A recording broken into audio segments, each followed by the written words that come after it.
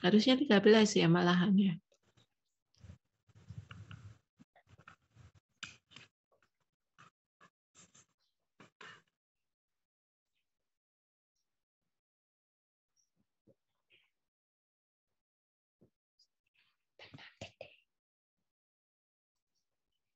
Baik, terkait dengan informed consent atau informed consent ya.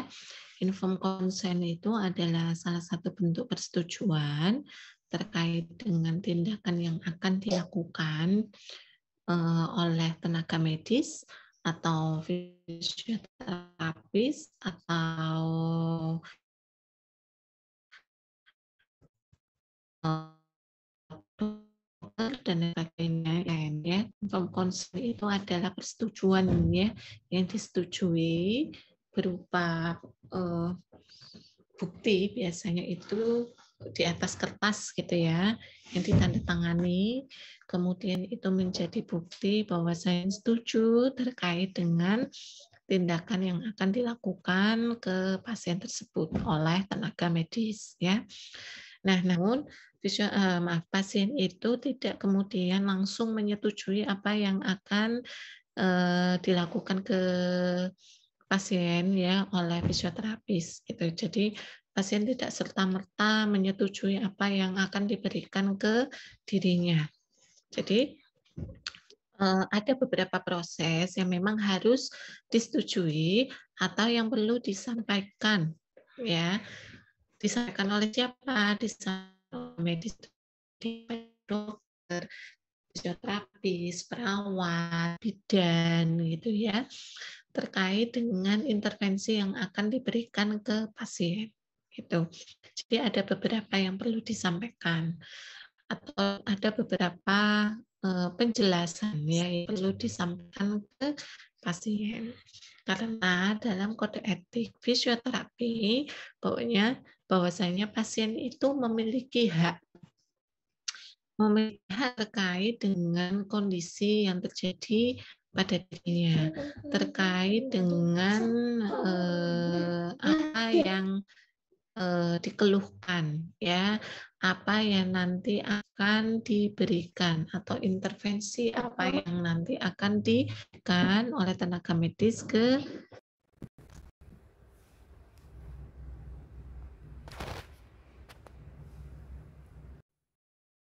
Recording in Tapi progress. informed consent ini bisa diberikan pada aktivitas pendidikan. Contohnya apa? Pada penelitian. Ya, pada penelitian itu biasanya kita juga harus melakukan atau memberikan informed consent kepada siapa? Kalau penelitian berarti kepada responden, ya, kepada responden atau kepada sampel yang akan digunakan sebagai penelitian. Ya, jadi apakah sampel atau respondennya itu setuju terkait dengan penelitian yang akan dilakukan ke diri seseorang itu, ke diri sampel tersebut, gitu ya. Jadi dia harus tahu apa yang akan dilakukan pada dirinya, walaupun hanya senam, seumpamanya mengetahui terkait dengan senam aerobik terhadap kebugaran, gitu ya. Senam aerobik terhadap kebugaran. Nah, senam aerobik yang seperti apa itu harus dijelaskan, ya.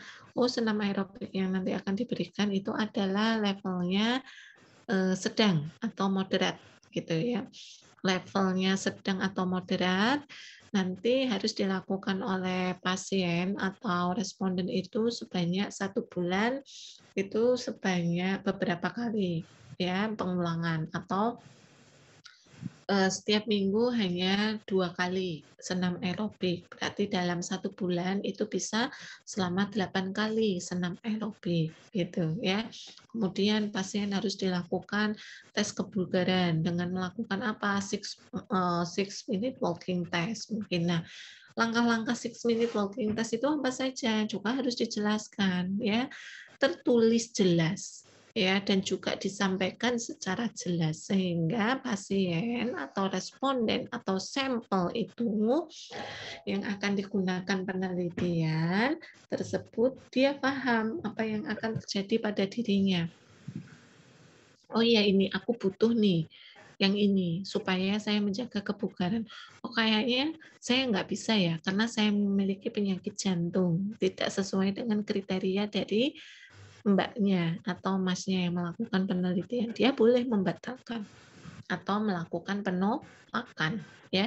Jadi informed consent itu persetujuan yang didapatkan setelah dia mendapatkan penjelasan secara terperinci atau secara jelas, ya, dari tenaga medis. Nah, di sini implementasi dari informed consent sendiri itu terdapat di dalam undang-undang, ya. Jadi ini harus masuk di dalam undang-undang karena apa? Pentingnya informed consent ini. Apa kira-kira pentingnya dari informed consent? Ada yang tahu? Kira-kira pentingnya informed consent apa?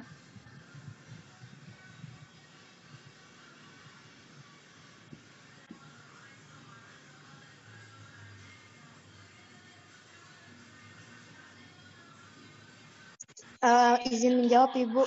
Hmm.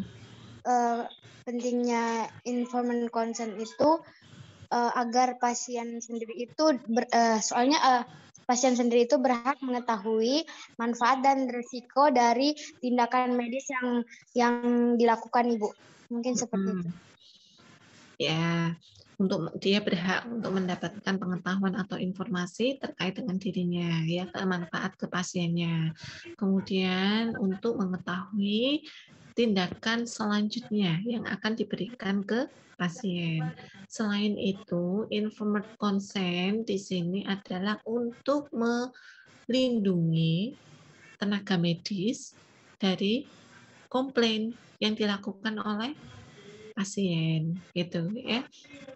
Sebenarnya dulu sudah saya jelaskan bahwasanya SWD atau diatermi yang akan diberikan kepada pasien itu akan memberikan dampak atau efek panas, gitu ya. Tapi memang Bapak ini meminta untuk intensitasnya ditinggikan, ya, intensitasnya ditinggikan, kemudian karena dia merasa tidak panas, padahal intensitasnya sudah terlalu tinggi, gitu ya. Nah, mungkin si fisioterapis tidak melakukan pemeriksaan tes sensibilitas, gitu ya, sehingga bisa terjadi komplain. Berarti ada kekurangan di sini. Kalau seumpamanya dia sudah tahu dan sudah diperiksa tes sensibilitasnya baik, ya, terus kemudian alatnya juga sudah layak, ya, bagus untuk digunakan, ya. Kemudian pasien itu ternyata dia tetap pengennya panas-panas terus, gitu ya. Padahal sudah dibilang atau dikasih tahu bahwasanya nanti dampaknya itu bisa menjadi luka bakar. Ternyata pasiennya sampai di rumah ternyata kemerah-merahan kulitnya, gitu ya.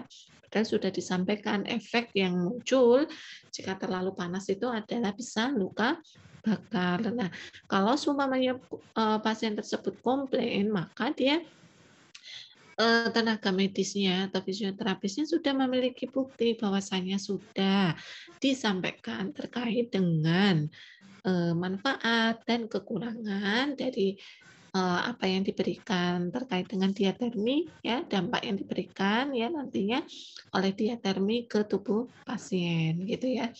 Nah, ini menjadi bukti secara hukum, ya, bahwasanya ini bisa menjadi bukti yang bisa digunakan pada saat pasien itu komplain.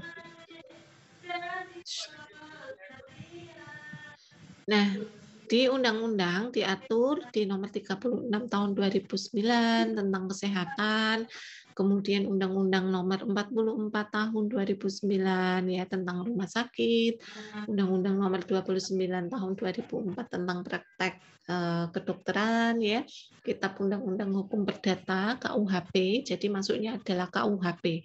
Kenapa KUHP? Berarti dia tingkat apa? Administratif, ya.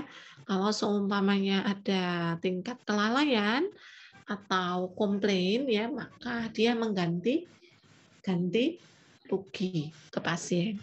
Ya, bukan di penjara. Kalau di penjara itu biasanya di pidana, hukum pidana. Ya, kalau hukum perdata itu berarti dia harus mencantumkan ganti rugi. Kalau dua-duanya pidana dan perdata gitu ya, berarti dia harus dihukum dengan beberapa tahun di sel ya, di dalam sel, dan kemudian juga dia mengganti kerugian ya yang diakibatkan atau yang ditimbulkan dari kelalaian yang dilakukan gitu ya.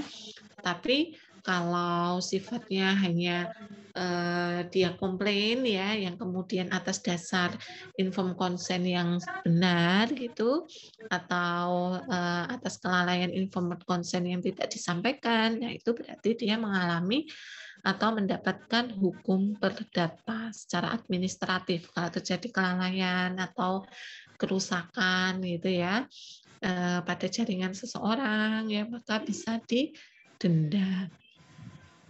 Kemudian Permenkes nomor 290 tahun 2008 tentang persetujuan tindakan kedokteran atau tindakan medis di mana memiliki peraturan perundang-undangan berdasarkan formulir persetujuan yang baku. Yang baku itu adalah yang harus dilakukan ya sesuai dengan aturan-aturan dan tahapannya. Kemudian Permenkes RI nomor 65 tahun 2015, ini teman-teman fisioterapi harus paham dan harus tahu nih ya, terkait dengan Permenkes nomor 65 tahun 2015 ini adalah terkait dengan standar pelayanan fisioterapi. Walaupun sebenarnya kalau di semester 5 di sini tidak secara luas langsung membahas terkait dengan standar pelayanan fisioterapi karena ada modulnya sendiri ya, pelayanan fisioterapi ini di semester 7. Mungkin ini sebagai landasan hukum ya dalam kajian inform consent ya yang mengatur di dalam pelayanan fisioterapi. Itu salah satunya itu adalah terkait dengan informed consent ya. Di mana di bab 2 bahwasanya penyelenggara pelayanan itu menjadi hak pasien atau klien atau keluarga pasien.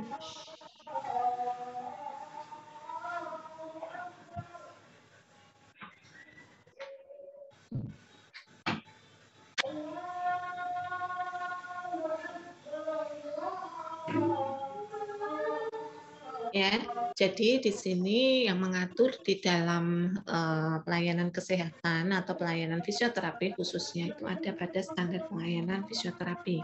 Ya, nah keluarga atau pasien yang tepat atau yang mereka yang berhak mengambil keputusan itu diikutsertakan dalam keputusan pelayanan proses fisioterapi. Dia berhak menyetujui dan juga berhak menolak ya.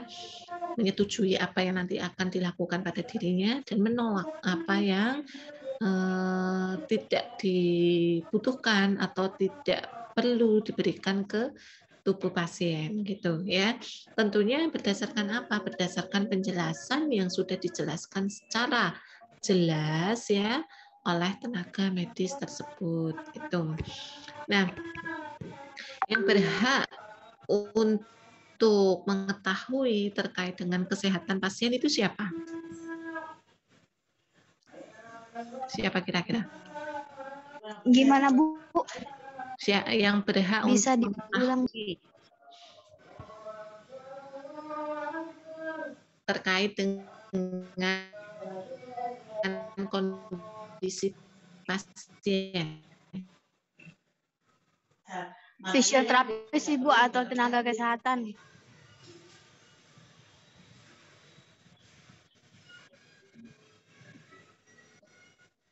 Medis itu yang berhak mengetahui. Sebenarnya tenaga medis itu tidak berhak untuk mengetahui selain yang memeriksa saja, gitu kan? Karena kalau di sumpah profesi itu kan tidak boleh menyebarluaskan terkait dengan kondisi pasien gitu ya, itu termasuk dengan kode etik gitu ya. Kalau saya punya pasien ya hanya saya yang berhak untuk tahu ya terkait dengan pasien saya gitu ya.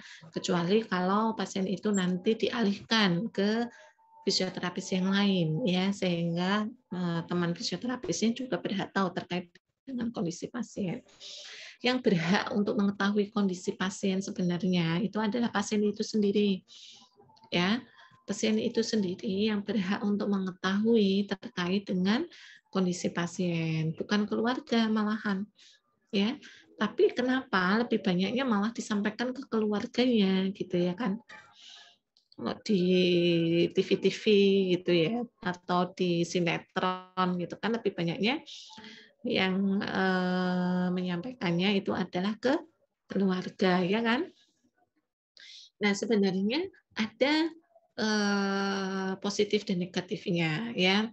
Ada positifnya itu keluarga itu biasanya lebih peduli ya jika seseorang itu mengalami sakit yang cukup berat gitu ya, contohnya kanker, tumor dan lain sebagainya, itu akan menurunkan dari psikologis atau mental pasien, sehingga pasien kan biasanya denial ya atau menyangkal, kayaknya saya nggak sakit itu deh, akhirnya kepikiran ya kan, kepikiran terus kemudian nggak mau makan ya, nggak mau ngobrol ya, nggak mau berkumpul, menyendiri dan lain sebagainya. Nah ini membutuhkan keluarga yang harus mengetahui terkait dengan kesehatan si pasien itu, supaya apa, supaya ada dukungan, ada support dari keluarganya gitu ya, untuk mencapai kesembuhan dari pasien gitu. Nah, itu sebenarnya yang diperlukan terkait dengan kenapa harus keluarga yang mengetahui terkait dengan kondisi pasien selain pasien itu sendiri gitu ya. Kemudian di sini di standar pelayanan fisioterapi pasien berhak menolak dalam pelayanan atau intervensi fisioterapi atau meminta pelayanan fisioterapi di tempat yang lain atau fasilitas pelayanan kesehatannya yang lain atau Fasienkes ya. Jadi dia mungkin tidak mau terapi di klinik saya karena mungkin rumahnya jauh gitu ya. Mungkin bisa nggak saya seumpamanya dialihkan di klinik yang dekat gitu kan, untuk supaya nanti saya bisa rutin, bisa terapi gitu ya. Nah dia berhak untuk menolak atau berhak untuk memilih dari Fasienkes yang diinginkan gitu. Saya kayaknya setuju sih Mbak, sebenarnya saya mau dilakukan tindakan ini, tapi kayaknya kalau saya harus terapi 1 minggu 3 kali tidak bisa, sehingga apakah diperbolehkan saya berpindah tempat untuk terapi. Nah itu adalah sebagai bentuk persetujuan juga, bisa dilakukan, dituangkan di dalam informed consent. Nah, istilah informed consent itu adalah persetujuan menerima atau menolak ya tindakan pertolongan setelah menerima atau memahami penjelasan atau informasi ya yang terkait dengan kondisi pasien atau keadaan dirinya. Ya, yang utama apa? Yang utama itu adalah tindakan yang akan diberikan ke pasien itu sendiri. Jadi dia menyetujui atau menolak tindakan pertolongan atau tindakan intervensi yang akan diberikan ya setelah dia mendapatkan informasi secara lengkap dari tenaga medis atau fisioterapi, gitu ya. Nah, persetujuan tindakan medik atau informed consent di mana diberikan kepada pasien atau kepada keluarga atas dasar penjelasan yang jelas mengenai tindakan medis utamanya yang akan dilakukan ke pasien tersebut. Tuh ya. Jadi informasi tersebut sudah dijelaskan secara jelas ke pasien atau ke keluarga pasien ya. Karena tidak semua ya. Tidak semua pasien itu memberikan persetujuan. Contohnya apa? Orang gila. ya kan, pasiennya itu gila atau gangguan jiwa. Yang tidak bisa kalau ditanya, yang sakit mana gitu kan? Yang sakit mana? Terus kemudian bisa saja dia bohong. Ya kan, sakitnya di mana-mana, dia ditunjukkan lutut, kaki, punggung gitu ya. Nah, dia tidak bisa menginterpresentasikan dari sakit yang dirasakan, ya kan. Nah, kemudian bisa kita menanyakan ke keluarga, keluhan apa yang biasanya sering dimunculkan oleh si pasien atau orang tersebut yang sakit gitu.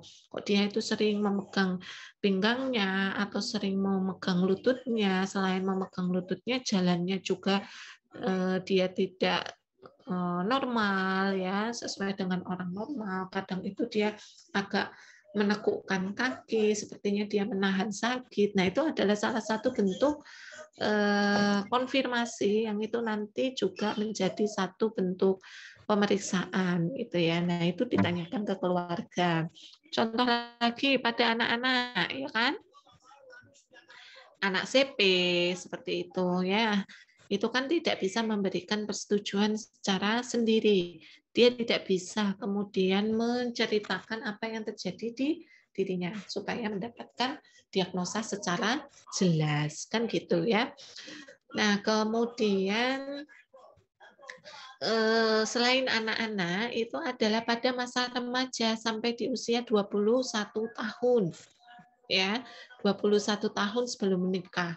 Kalau 21 atau 20 tahun di usia 17 tahun dia sudah menikah, berarti yang menjadi penerima persetujuan selain si pasien itu sendiri itu adalah suaminya. Gitu ya. Jadi bukan orang tua lagi. Kalau yang menjadi tanggungan persetujuan orang tua pada masa kanak-kanak sampai di usia 21 tahun. Jadi palingnya itu adalah persetujuannya dari orang tua. Gitu ya.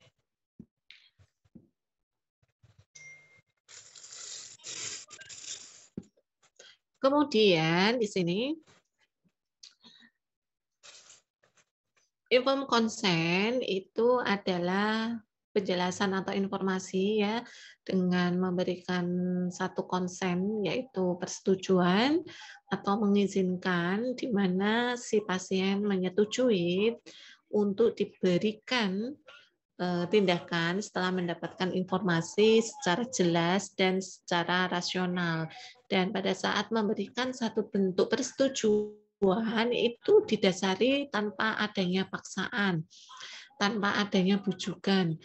Oh, begini Bu, kalau nanti seumpamanya Ibu menyetujui, nanti Ibu mendapatkan diskon. Nah, itu nggak boleh ya.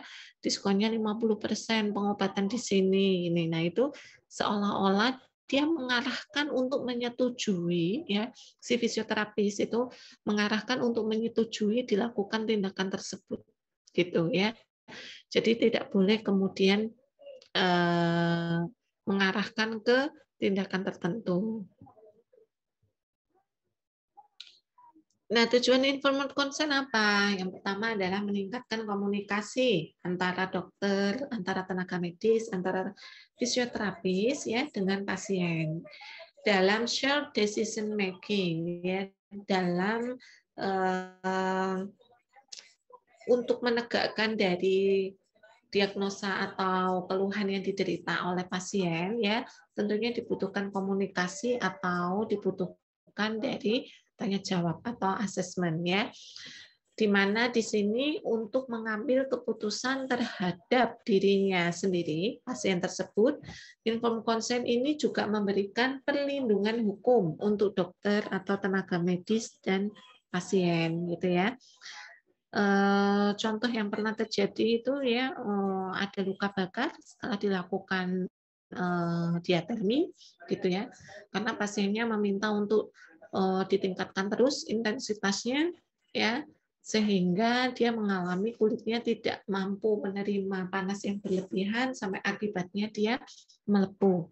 Kemudian selanjutnya akibatnya itu adalah pasien itu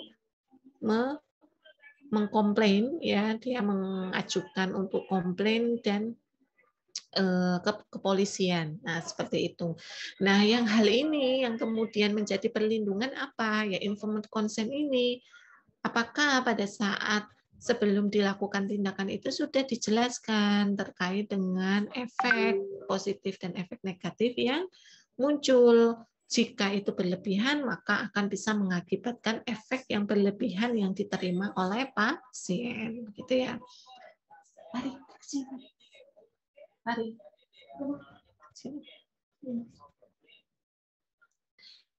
Nah, kemudian informed consent itu memiliki prinsip otonomi atau menghargai otonomi pasien, menghargai hak dan martabat pasien, kemudian memiliki keuntungan, kemudian tidak merugikan, dan sifatnya adalah adil. Ya, sifatnya adil. Tidak membeda-bedakan gitu ya antara pasien satu dengan pasien yang lain. Informed consent-nya berbeda, tidak ya, semuanya sama dan disampaikan atau dijelaskan sesuai dengan kondisi pasiennya. Tuh. Dan tidak membuat-buat kalau memang tidak membutuhkan tindakan tambahan ya,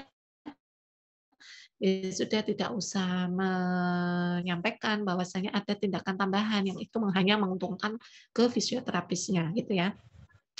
Nah, kemudian informed consent dibutuhkan pada kasus-kasus yang luar biasa, di mana di sini untuk pasien kritis atau darurat yang harus segera diambil tindakan medis untuk menyelamatkan dari pasien itu, gitu ya. Jadi informed consent di sini bisa digunakan pada kasus yang memang urgent atau kegawat daruratan, contohnya pasien mengalami perdarahan akibat kecelakaan, ya kemudian pasien tidak sadarkan diri akibat kecelakaan. Nah, pada saat dia mengalami sadar atau dia sudah sadar, maka pada saat dilakukan tanya jawab, kemudian dia hanya memberikan satu bentuk respon ya, menganggukkan kepala atau dia menggelengkan kepala. Nah, ini adalah salah satu bentuk persetujuan terkait dengan informed consent. Nah, ini apa saja yang kemudian harus disampaikan ya, informasi secara jelas ya, keterangan yang wajib diberikan pada saat sebelum pasien ini menyetujui atau sebelum diambil tindakan. Ya kan? Kadang seseorang itu pada saat contohnya saja ya, operasi gitu kan, pasti orang dokter ya atau perawatnya itu pasti dia menunggu keluarganya untuk diminta persetujuan.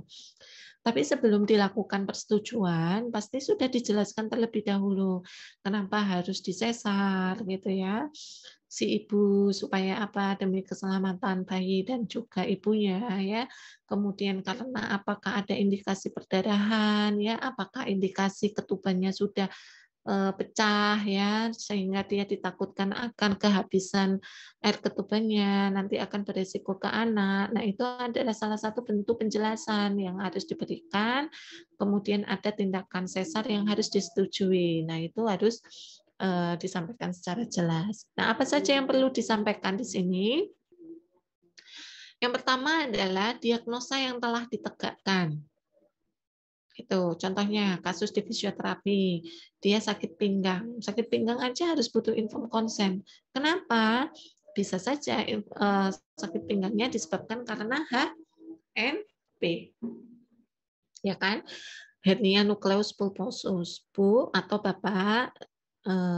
Tadi setelah hasil pemeriksaan ternyata diketahui bahwasanya sakitnya di pinggang yang menjalar sampai tungkai, yang kemudian bisa disebabkan atau indikasinya itu adalah adanya penjepitan pada persarafan atau pusat persarafannya yang dinamakan dengan nukleus pulposus, gitu kan.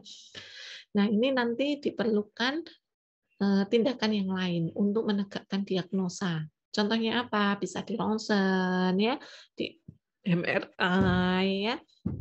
Nah, itu harus disampaikan gitu. Kalau memang dia tidak menyetujui untuk di ronsen, ya, pasien berhak untuk menolak. Oh, sepertinya kok saya enggak setuju untuk di ronsen terlebih dahulu sekarang ya. Gimana Kak, apakah bisa untuk dilakukan terapi terlebih dahulu? Nah, itu harus dijelaskan ya.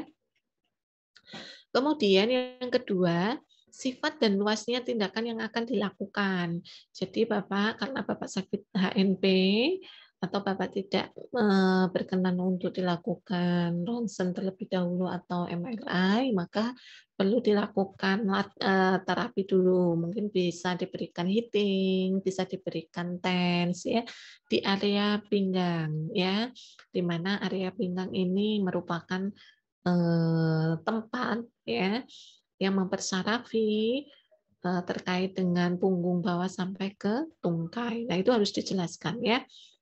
Kemudian manfaat dan urgennya dilakukan tindakan tersebut. Ya, manfaatnya memang ini akan mengalami nyeri yang dirasakan itu akibat adanya spasme. Itu ya, sehingga kalau diberikan terapi diatermi, maka dia akan menurunkan dari tingkat ketegangan. Gitu. Itu harus dijelaskan secara keseluruhan. Kemudian 4, resiko-resiko dan komplikasi yang mungkin terjadi pada tindakan medis itu ya.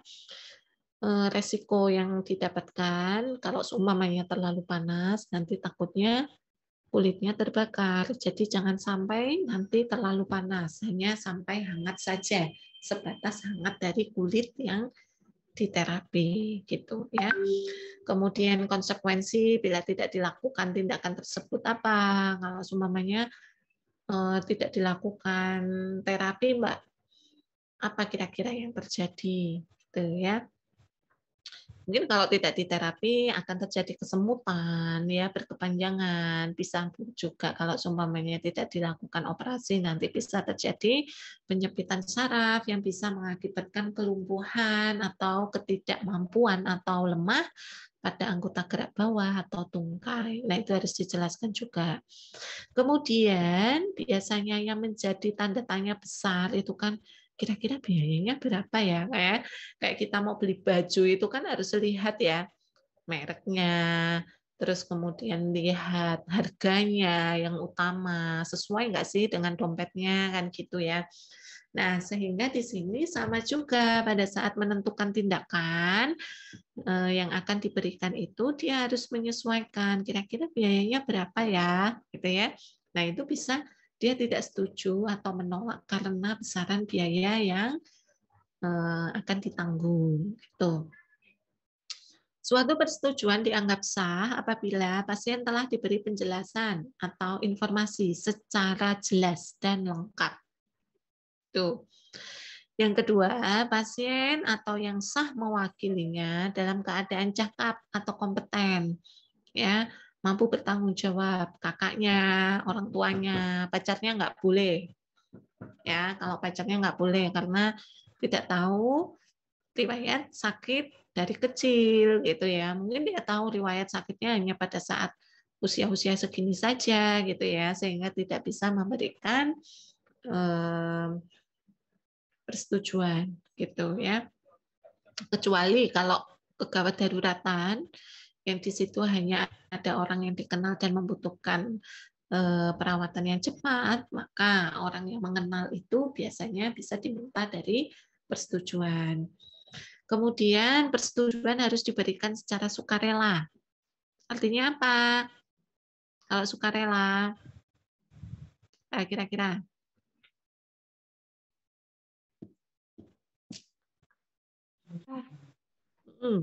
Sukarela apa, Mbak?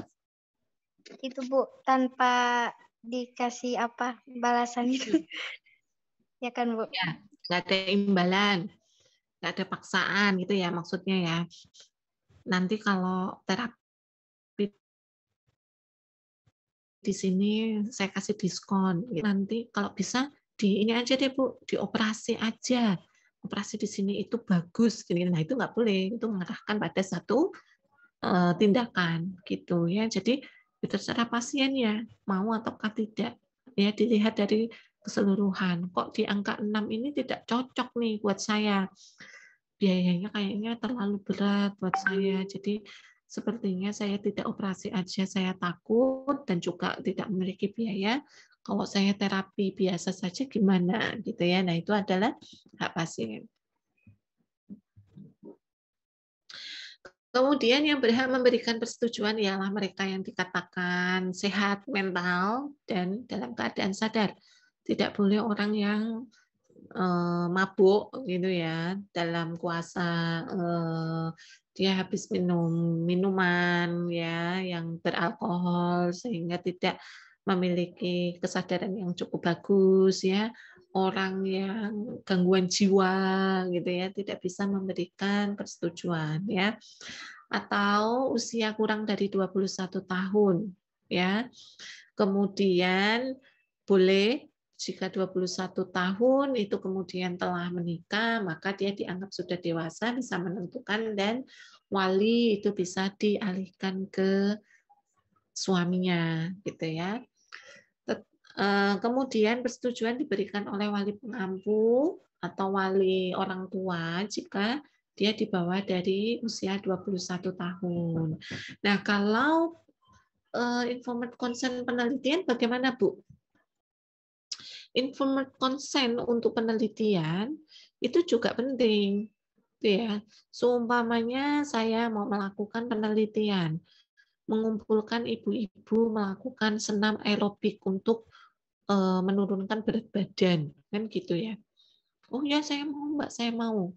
Bukan hanya maunya saja itu kemudian kita bisa memberikan, tetapi si pasien atau responden yang akan dijadikan penelitian itu juga harus paham aerobik itu gerakannya kayak apa sih, gitu ya. Aerobiknya itu gerakannya kayak apa? Sebentar ya, Mbak.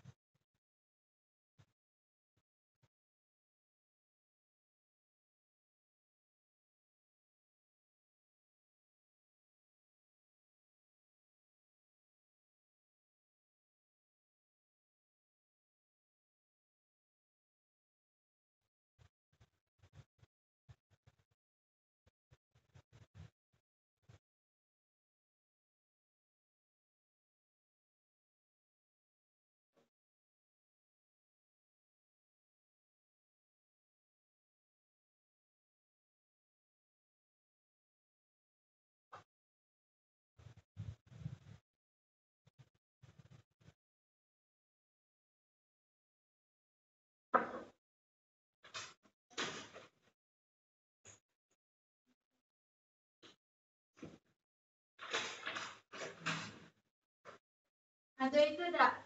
Penting. Mesti buku.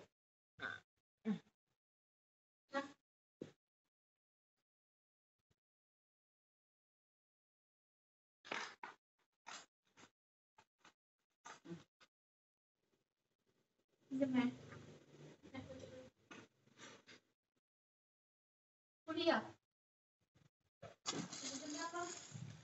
Tahu belum selesai.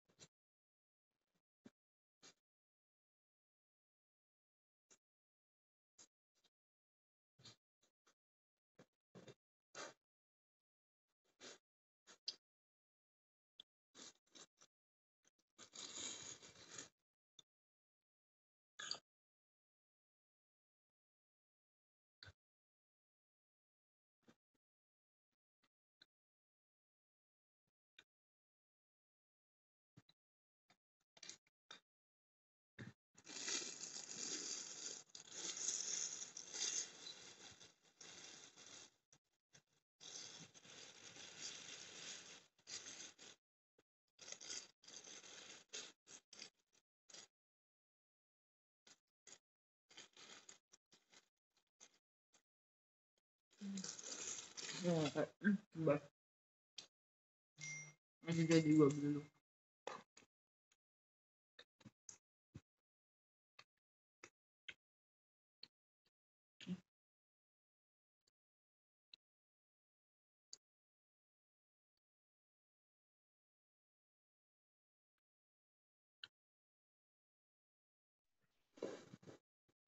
Ya. Saya lanjutkan ya. Mohon maaf karena tadi ada telepon dari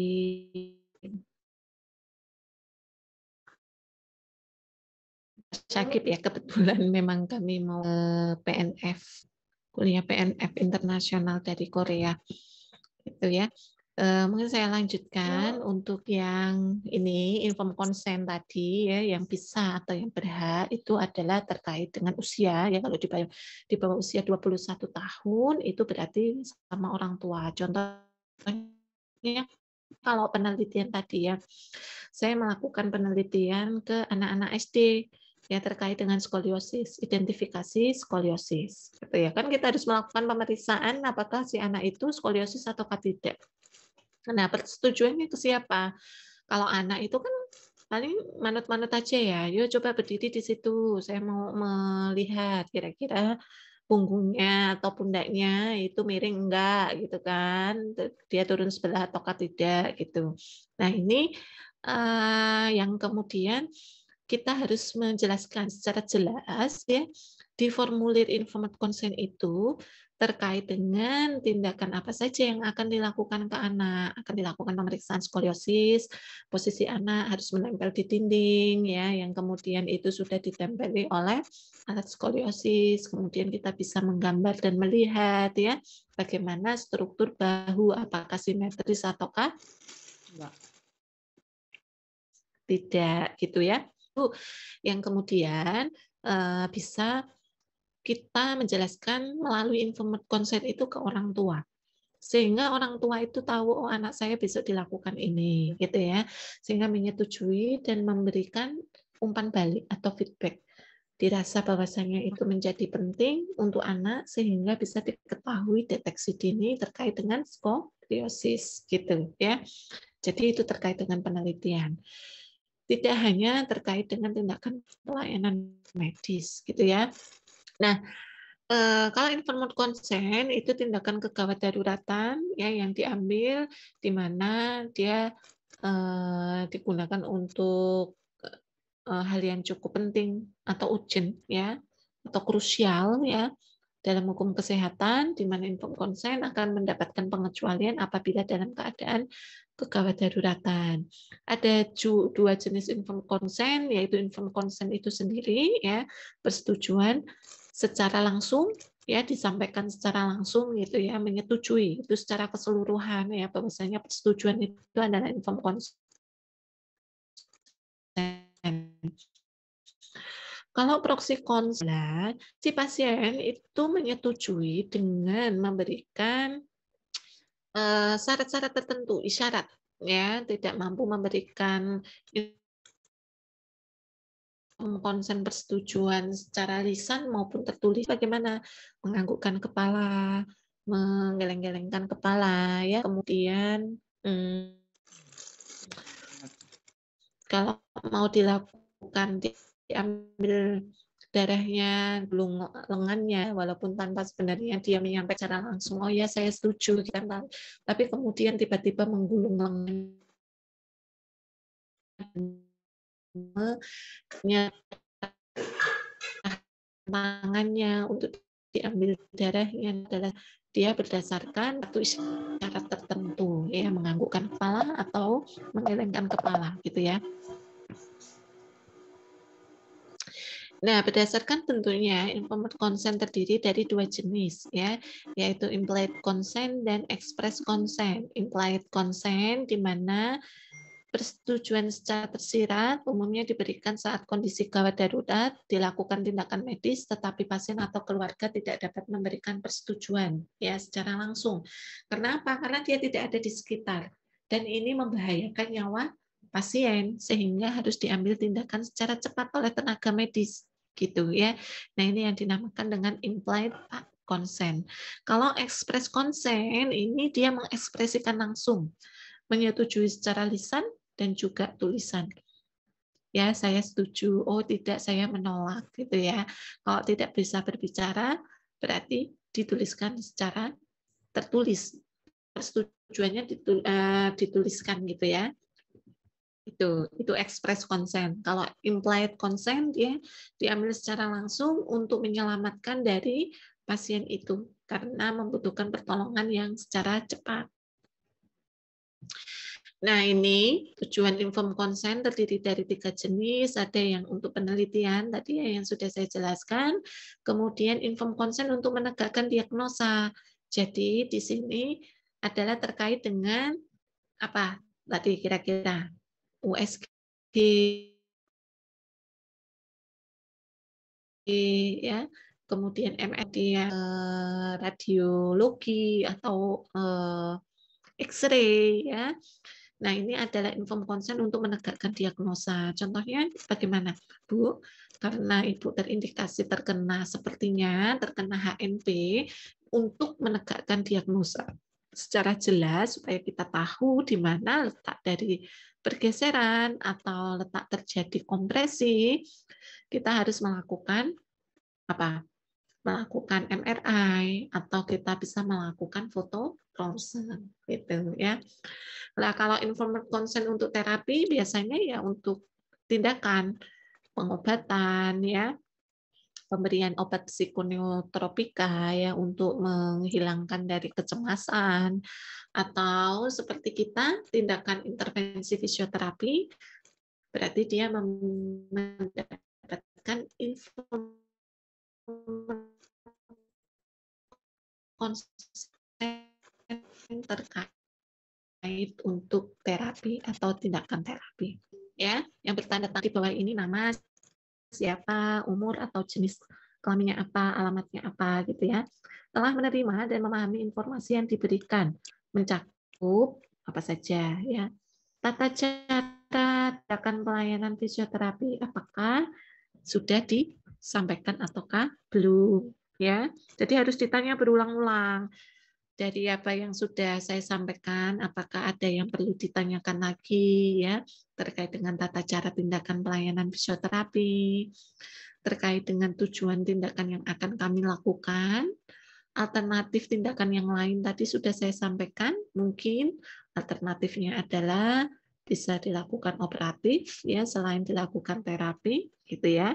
Kemudian resiko dan komplikasi yang mungkin terjadi ya pada saat diberikan intervensi, contohnya tadi diberikan diatermi, itu efeknya adalah panas. Jika panasnya berlebihan, resikonya adalah nanti terjadi luka bakar, ya, sehingga nanti Bapak atau Ibu pada saat di terapi jika merasakan panas yang berlebihan atau sudah mengalami panas agak tinggi rasanya, nanti bilang saja ke kami supaya nanti kami turunkan intensitasnya. Nah, ini ada salah satu bentuk informasi atau penjelasan. Kemudian mengetahui atau menjelaskan terkait dengan prognosis. Prognosis itu perkembangan dari kesehatan. Ya, apakah nanti setelah dilakukan terapi bagaimana? Tentunya setelah diberikan terapi nanti Ibu akan spasmenya akan menurun ya, sehingga nyerinya juga akan menurun gitu ya. Kemudian ini disetujui dan ditandatangani, menyetujui atau menolak gitu ya. Nah, ini beberapa ada video yang nanti bisa dilihat. Ini coba saya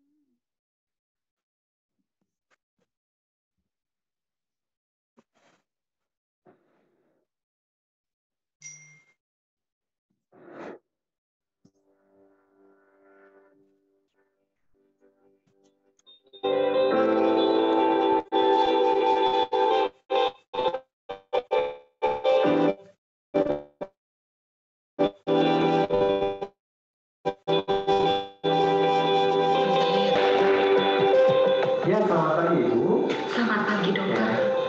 Nama saya Febri ya. Saya dokter yang bekerja shift pagi ini ya.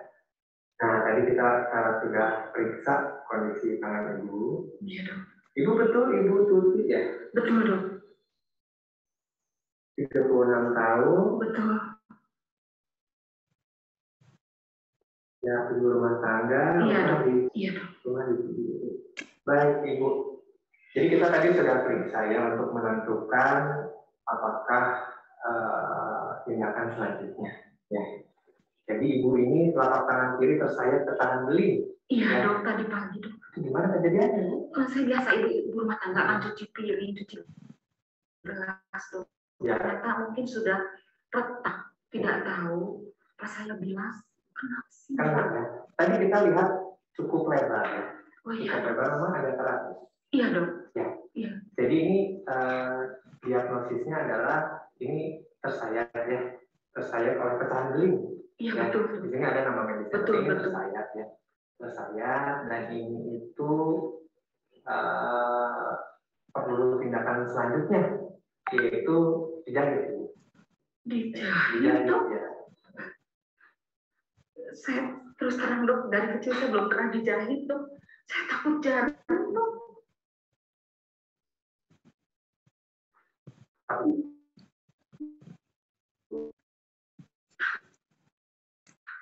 Menurut dia sama sekali. Kalau bisa jangan takut kan? Ibu, kalau tidak dijahit, iya dok, itu akan terbuka, kemudian kuman-kuman masuk, gitu, akan terjadi infeksi. Oh iya. Kalau infeksinya dibiarkan, itu masuk ke tubuh, ke seluruh tubuh akan membahayakan tubuh. Ngeri juga ya dok ya? Iya, itu konsekuensinya kalau tidak dijahit. Jadi tetap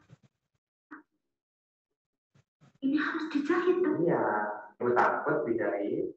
Ketika ada tindakan diberikan baal, disuntik dengan tujuan diberikan baal, supaya ibu tetap nyaman saat dijahit. Begitu benar dong? Ya. Tidak terasa sangat sakit gitu.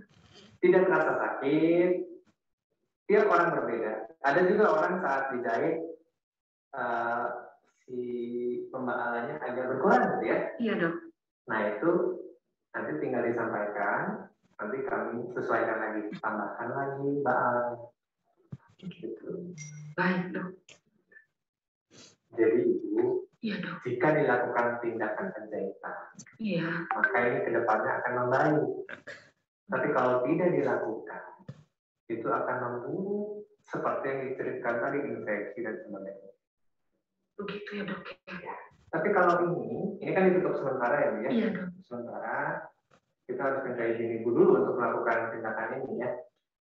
Jadi ini setelah ditutup kan itu sebelumnya itu dilihat bahwa ini itu terbuka lebar, mau bagaimana lagi dan ini perlu dijahit ya. Apa yang Ibu takutkan? Takut sakit ya. Kalau takut sakit gini Ibu, jadi ini ada prosedur khusus ya. Iya. Tentu saja nanti dilakukan prosedur. Ibu nanti kita pindah tempat ya di sini ya. Iya, Dok. Nanti dibersihkan lukanya ya. Kemudian setelah dibersihkan ada pakai kain khusus ya, agar saya konsentrasi ke daerah ini ya. Itu bersihkan, kemudian dilihat ya, dan setelah siap untuk dilakukan pembaalan, jadi disuntik itu memang saat suntiknya masuk memang nyeri. Iya. Ya memang nyeri, tapi kan cuma suntik aja sekali. Mama Ya, lagi bisa dijangkau Tidak sakit maksudnya. ya tidak sakit. bisa dijangkau Ibu apa takut sama sakitnya? Iya, justru itu, Dok. Dan satu lagi, Dok, takutnya setelah dijahit jadi jelek, Dok. Kalau itu gini Bu, nanti kami tetap prosedurnya menjahit dengan rapat ya. Kalau agak dalam memang dijahit dalam dulu ya. Kemudian jahit keluar sehingga rapat. Kalau rapat itu mencegah terjadinya yang namanya keloid. Keloid itu semacam Keloid apa? semacam jendulan ya.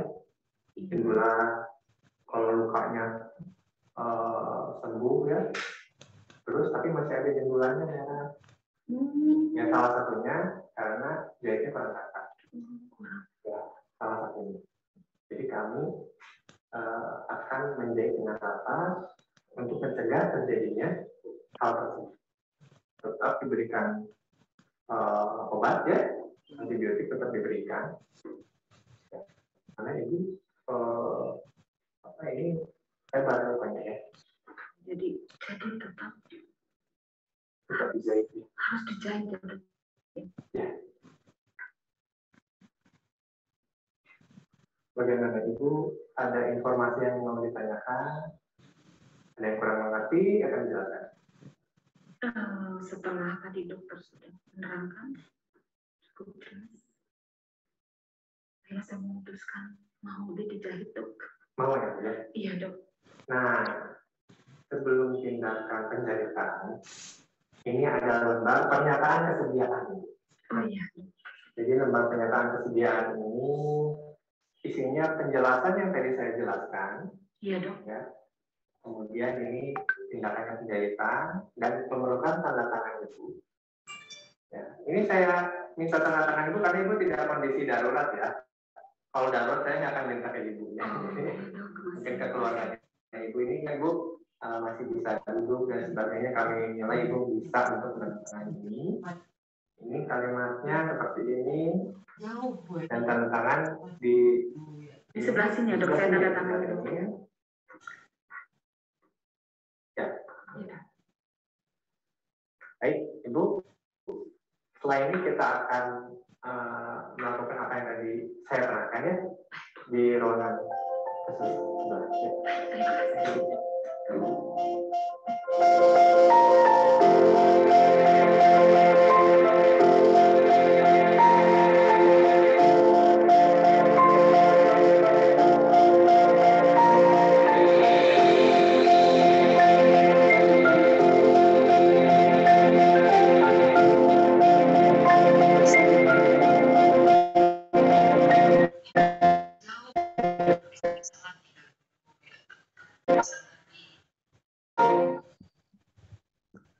Itu tadi ya terkait dengan fitnah.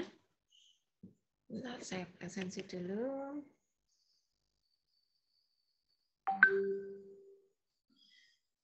Oh ya, untuk setiap perkuliahan mohon untuk on cam ya.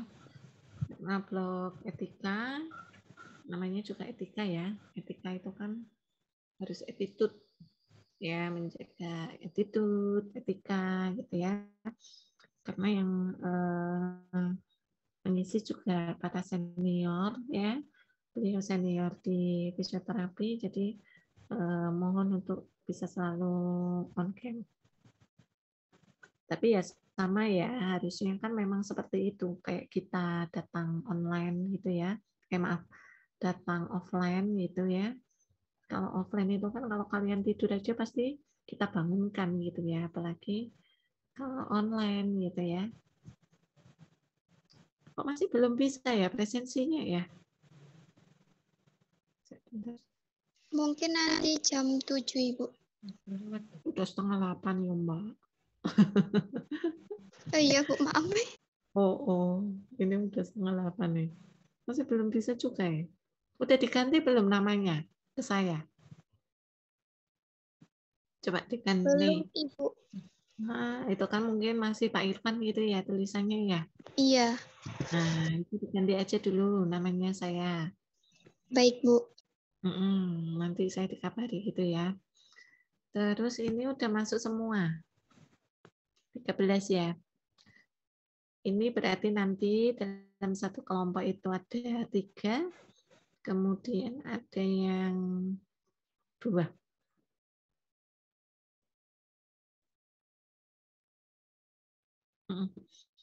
Yang 3-nya ada 3 kelompok, kemudian ada yang 2-nya 2 orang 2 kelompok.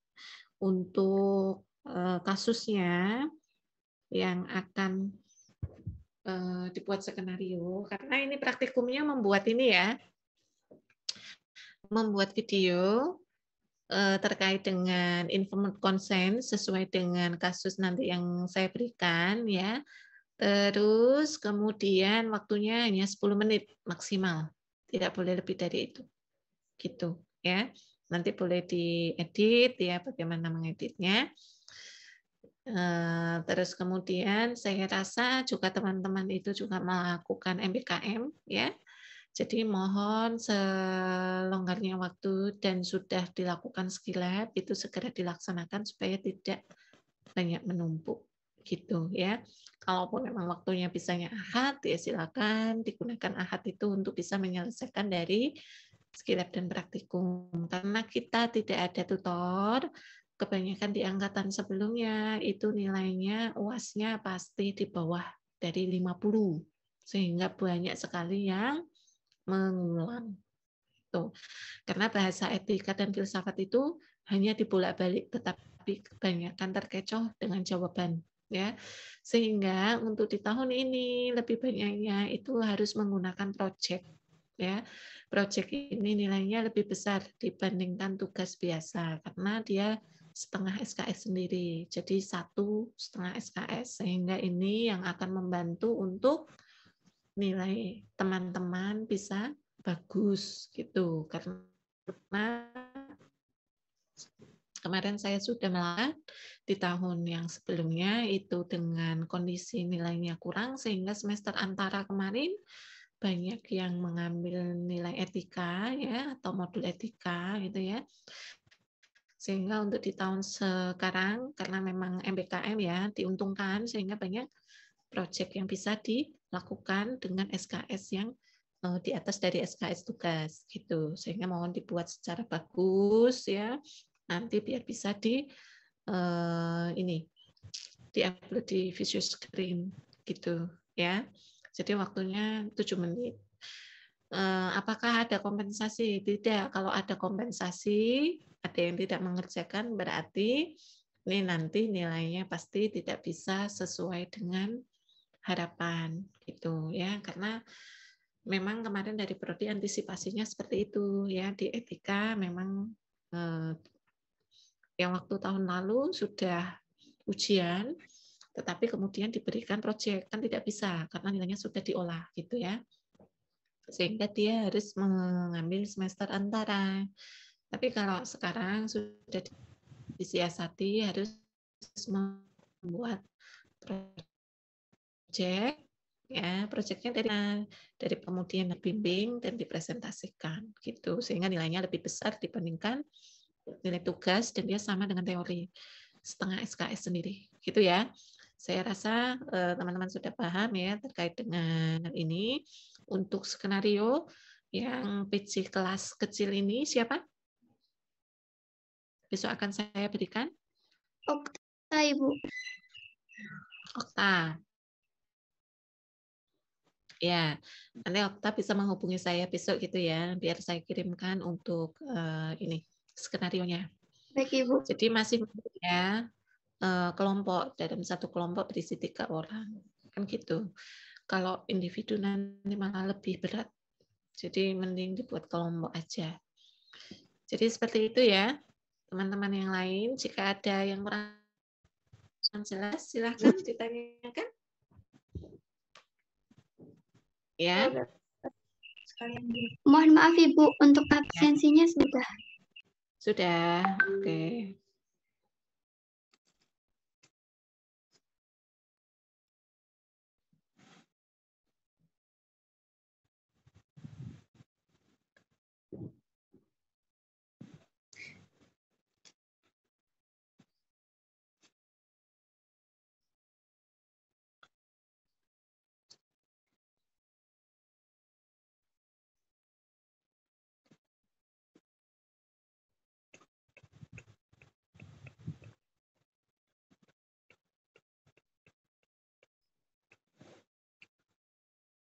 Ya, udah bisa nih. A4 ya. Salsabila, ada Salsabila. Hadir, Bu. Anggita, Fitri. Hadir, Bu. Kemudian Amelia Pangestu. Hadir, Bu.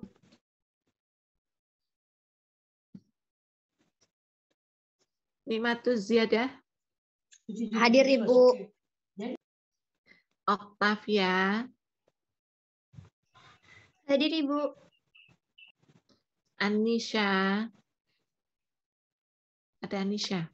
Bu. Mana Anisha? Hadir, Ibu. Oh. Ari Setiawan. Hadir Ibu. Oh lah, kamu laki-laki sendiri. Kemudian Syarifah Dinara. Hadir, Bu.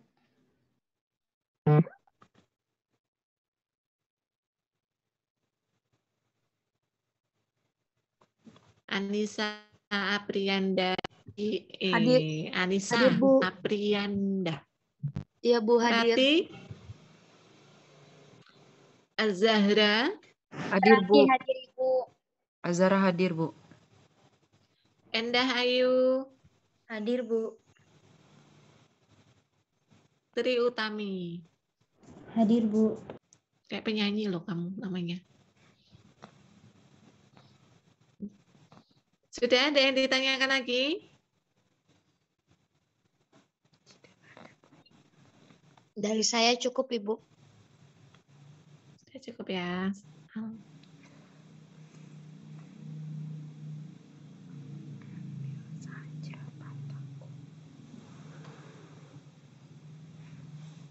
Baik, kalau sudah cukup, saya cukupkan juga.